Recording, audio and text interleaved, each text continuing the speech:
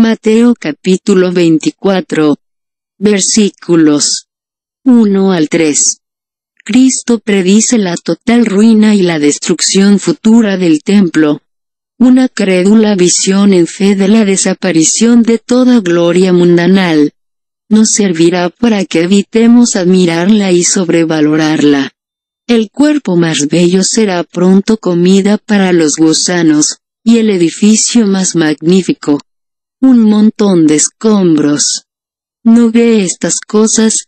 Nos hará bien que las miremos como viendo a través de ellas y viendo el fin de ellas. Nuestro Señor, habiéndose ido con sus discípulos al monte de los olivos, puso ante ellos el orden de los tiempos en cuanto a los judíos, hasta la destrucción de Jerusalén, y en cuanto a los hombres en general hasta el fin del mundo. Versículos 4 al 28. Los discípulos preguntaron acerca de los tiempos. ¿Cuándo serán estas cosas?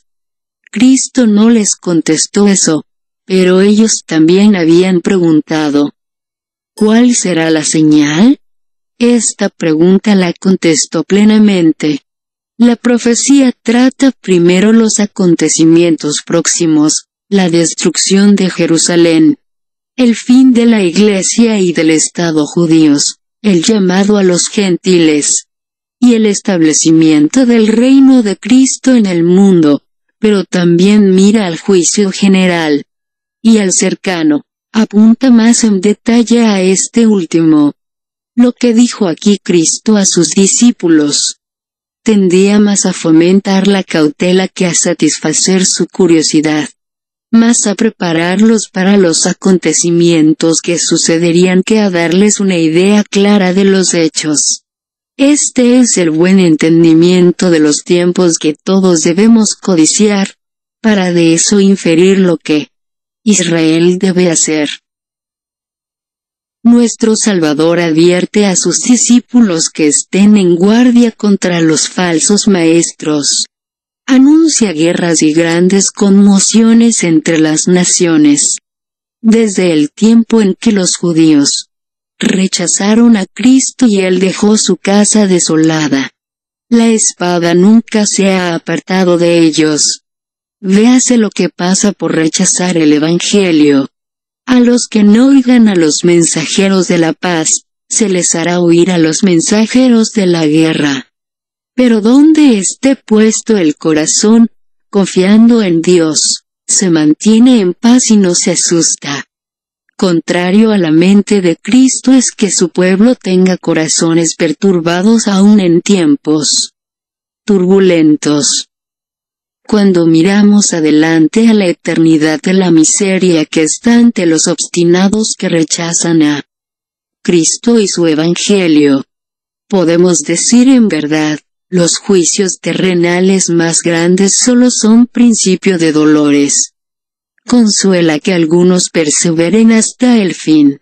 Nuestro Señor predice la predicación del Evangelio en todo el mundo.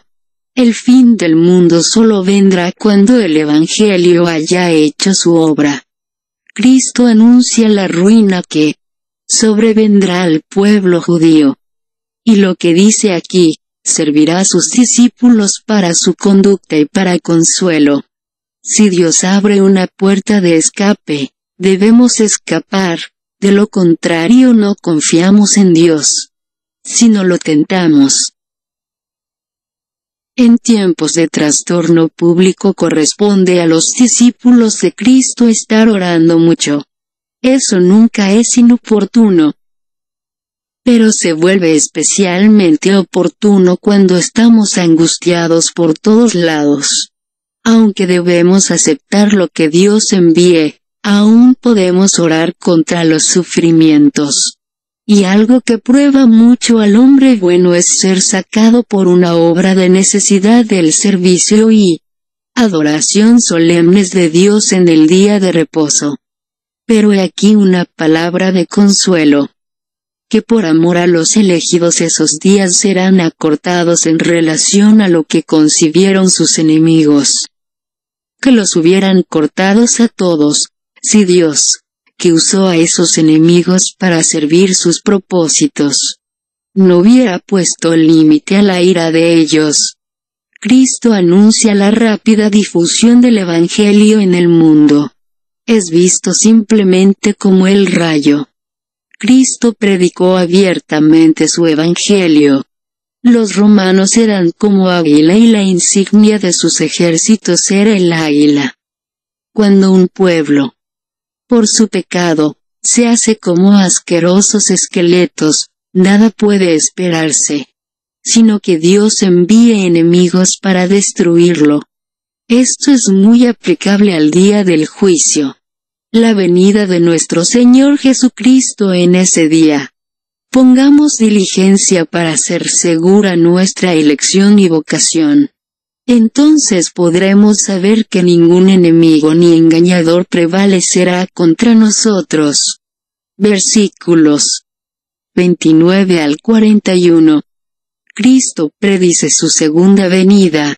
Es habitual que los profetas hablen de cosas cercanas y a la mano para expresar la grandeza y certidumbre de ellas. En cuanto a la segunda venida de Cristo, se anuncia que habrá un gran cambio para hacer nuevas todas las cosas. Entonces verán al Hijo del Hombre que viene en las nubes. En su primera venida fue puesto como señal que sería contradicha, pero en su segunda venida, una señal que debe ser admirada. Tarde o temprano, todos los pecadores se lamentarán. Pero los pecadores arrepentidos miran a Cristo y se duelen de manera santa. Y los que siembran con lágrimas cosecharán con gozo dentro de poco. Los pecadores impenitentes verán a aquel que traspasaron y, aunque ahora ríen, entonces lamentarán y llorarán con horror y desesperación interminable. Los elegidos de Dios están dispersos en todas partes, los hay en todas partes y en todas las naciones. Pero cuando llegue ese gran día de reunión no habrá uno solo de ellos que falte. La distancia del lugar no dejará a nadie fuera del cielo.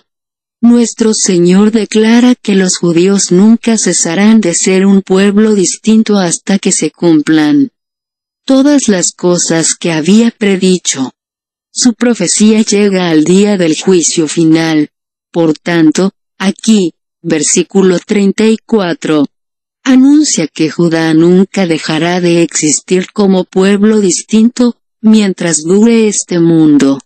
Los hombres del mundo complotan y planean de generación en generación, pero no planean con referencia al hecho más seguro de la segunda venida de Cristo, que se acerca sobrecogedor, el cual terminará con toda estratagema humana, y echará a un lado por siempre todo lo que Dios prohíbe. Ese será un día tan sorpresivo como el diluvio para el mundo antiguo. Aplíquese esto, primero, a los juicios temporales, particularmente el que entonces llegaba apresuradamente a la nación y pueblo de los judíos. Segundo, al juicio eterno. Aquí Cristo muestra el estado del mundo antiguo cuando llegó el diluvio. Y ellos no creían. Si nosotros supiéramos correctamente que todas las cosas terrenales deben pasar dentro de poco, no pondríamos nuestros ojos y nuestro corazón en ellas tanto como lo hacemos. ¿Qué palabras pueden describir con más fuerza lo súbito de la llegada de nuestro Salvador? Los hombres estarán en sus respectivas ocupaciones y, repentinamente se manifestará el Señor de gloria.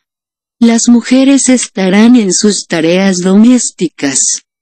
Pero en ese momento toda otra obra será dejada de lado, y todo corazón se volverá adentro y dirá, «Es el Señor. ¿Estoy preparado para encontrarlo? ¿Puedo estar ante Él?» Y de hecho, ¿qué es el día del juicio para todo el mundo, sino el día de la muerte de cada uno?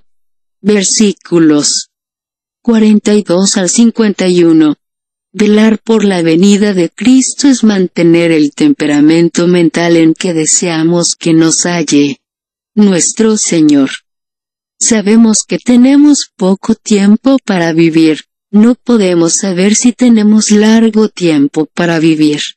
Mucho menos sabemos el tiempo fijado para el juicio. La venida de nuestro Señor será feliz para los que estén preparados, pero será muy espantosa para quienes no lo estén. Si un hombre, que profesa ser siervo de Cristo, es incrédulo, codicioso, ambicioso o amante del placer, será cortado. Quienes escogen por porción el mundo en esta vida, tendrán el infierno como porción en la otra. Que nuestro Señor, cuando venga, nos sentencie bienaventurados y nos presente ante el Padre, lavados en su sangre, purificados por su Espíritu, y aptos para ser partícipes de la suerte de los santos en luz.